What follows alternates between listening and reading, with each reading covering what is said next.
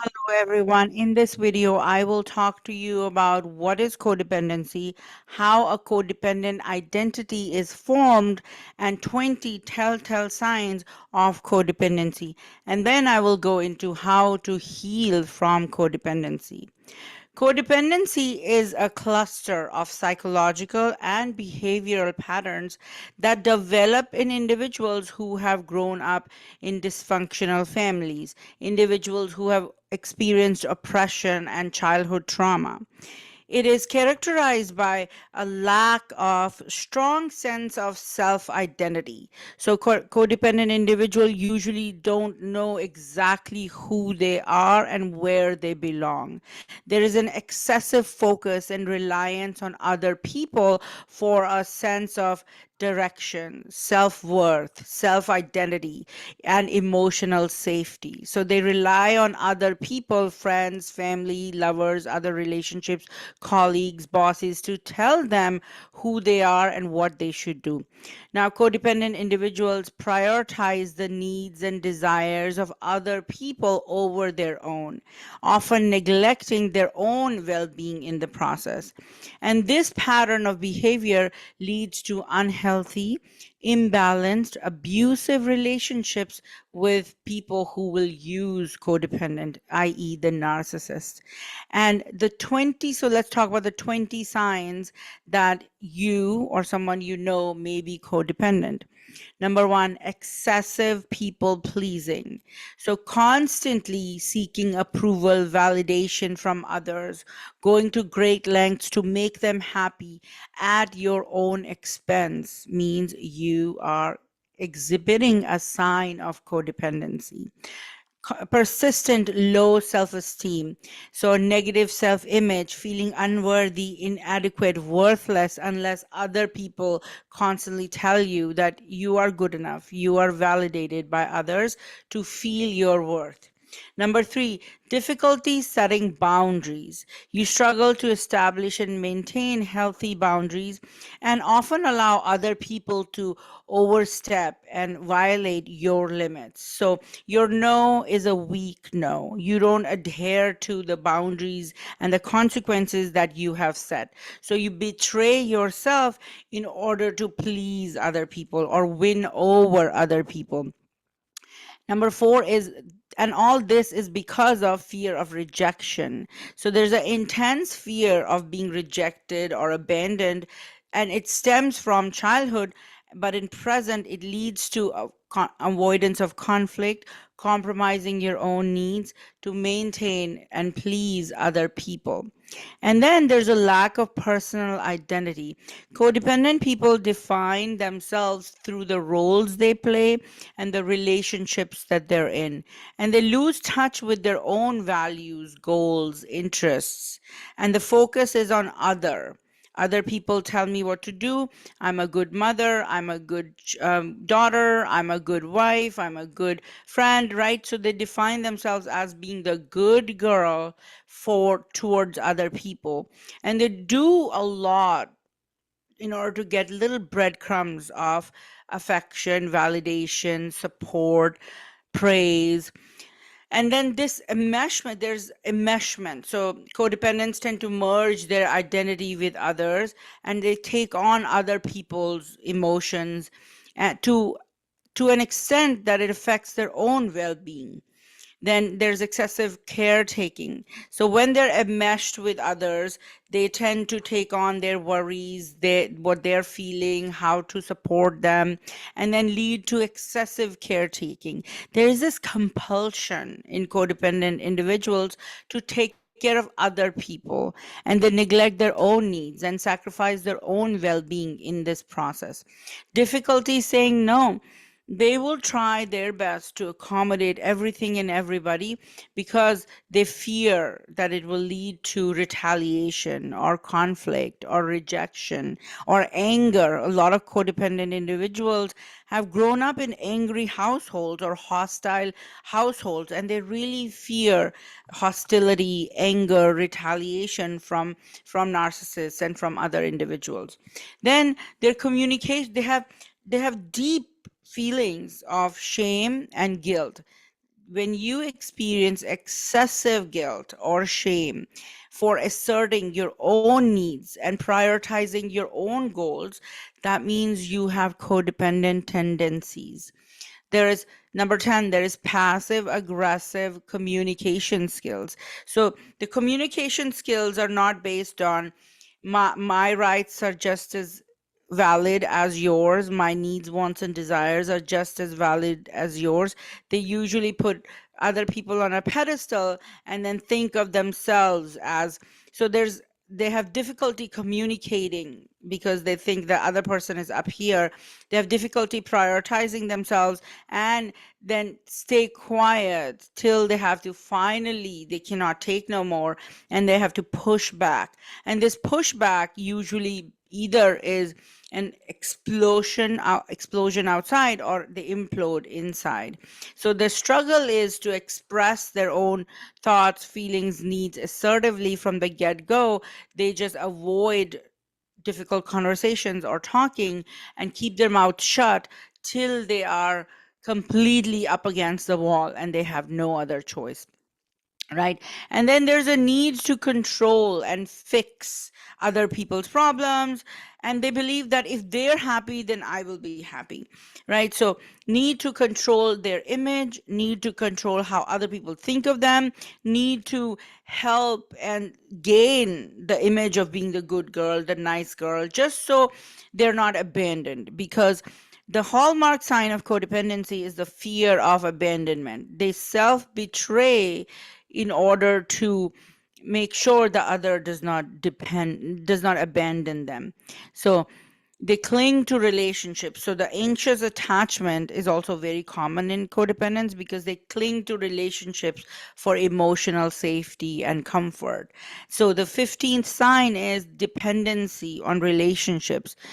Codependents usually feel incomplete or empty without a romantic partner or close relationships, or they jump from one relationship to another without taking the time to heal their codependent tendencies because they cannot be alone. That's one of the Another hallmark sign of codependency is this pathological loneliness, this existential crisis that they feel when they're alone, because when they're alone they have to sit with themselves and they don't really know who they are, or they have abandoned and betrayed themselves for so long that they don't really know how to face their own self. They're not connected to their inner child, their inner family, or they have rejected or suppressed their own feelings, their own desires.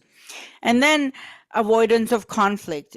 Codependents will go to great lengths to avoid conflict or disagreement and sacrifice their own needs in order to maintain harmony and peace and acceptance and validation in relationships.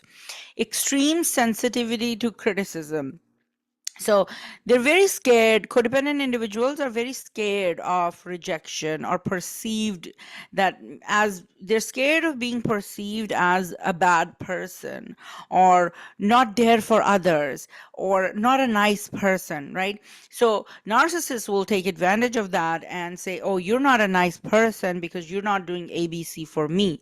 And this just cues in the codependent to fawn and do more and more in order to win over people who will take advantage of this codependent trait of serving other people at great length to your own detriment, right? So one example would be that you keep helping and serving and being there for other people without even realizing that you're not getting any reciprocation. So in codependent individuals, this is very true that they will, just to have somebody, they will go and serve and do so much for the other person.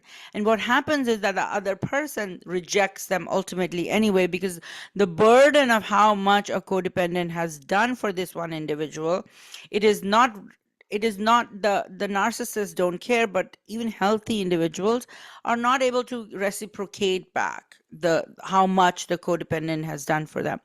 And then they're always hyper vigilant, trying to understand other people's needs, feelings, emotions, They struggle to recognize their own feelings and emotions, but they're very attuned to what does the other person need, what are they feeling, where are they going in life, let me help you, right? Feeling responsible for other people's comfort, jumping in, like if a group comes together, a codependent individual will jump in to make peace, to initiate, to help, to break the ice. They cannot sit in the discomfort of overwhelming feelings or uncomfortable situations, right? They want to get to harmony and peace and friendliness very quickly. So codependent individuals will push romantic relationships as well to go full speed so they can get to the love stage, where so they can know that this person will not leave me. That's the biggest fear of a codependent, that others will reject them, they will abandon them. So codependents will abandon themselves in order to have others in their life, and it usually backfires. And then one of the biggest signs, which is the 20th sign I'm going to talk about in this video, is neglecting your self care, not really having self love, not really prioritizing your own well being. So, life of a codependent is usually a life without self love, and it is a life of quiet desperation. When we lack self love, we attract people who need rescue and help, and people who will take advantage of your goodness, your niceness, right? And codependents usually subconsciously hope that if I help them, if I'm there for them, I will be chosen as the recipient of their love, admiration, support. Maybe I'll get a breadcrumb of love, of support, of validation, of approval, right? So, they believe that if I'm able to win other people, then it will help me feel whole and I will be at peace.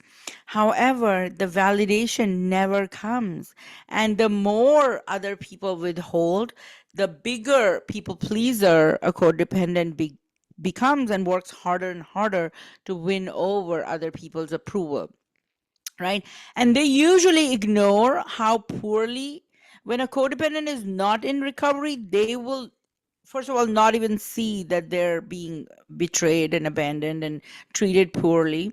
But when a codependent is doing the healing work and is in recovery, they will see the red flags, right? And they will see that, oh, I am serving and helping people who are treating me poorly, who are not there for me, right? A codependent will sacrifice their own dreams and suppress their own desires for breadcrumbs of friendship, affection, company, validation, any relationship. And this core wound that a codependent carries of not being enough, of not being worthy of love, they that it deepens the more. It's like a quick Codependence is like a quicksand. The harder they try to reach other people, to win them over, the more they sink deeper into their own core wounds and their own emotional pain of feeling unworthy, feeling like not being enough. And when this emotional pain of rejection by other people and their own soul is so deep, that is when a codependent will turn to people who will abuse them, will turn to substances, addictions, any kind of distraction to numb the pain of codependency. And this is how trauma bonds are formed, because codependents eventually end up with people such as narcissists who will use them in order to gain supply from them. And a codependent individual is used to giving the supply of their goodness, their niceness, their whatever they have to give, right? It could be attention, affection, love, service, your emotional labor, your physical, spiritual labor, finances, right? So they try very hard to have others in their life, in friendships, in relationships. So that's the that's the biggest work for a codependent, to walk away from relationships that are asking you to self abandon yourself. Because the more you self abandon yourself for other people and you keep giving in relationships where you're getting nothing back, your own cup is draining, right? This will lead to internal conflict, internal chaos, further addictions. And over time, your life will become lonelier. You will lack self confidence, self esteem will wither, and you will have more and more feelings of fear, anger, guilt, shame, right? Thinking that there's something wrong with me.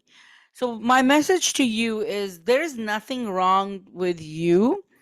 You were raised in traumatic circumstances where you learned to serve and survive by not getting anything back. That didn't, but now as you wake up and you realize that my behavior patterns are serving and helping others, but they're really harming me, when you wake up to the self harm that is going on in your life, is the first step to healing. And in my book, the five self love languages, I talk to codependents on how to learn yourself, how to create your identity, and how to move forward in life in interdependent relationships and feel that joy, true joy, happiness that comes from being a human being and living your life. So I hope this video is helpful to you. My channel is dedicated to helping codependents recover from this compulsive behavior of helping other people. So like and subscribe, and I'll see you in the next one.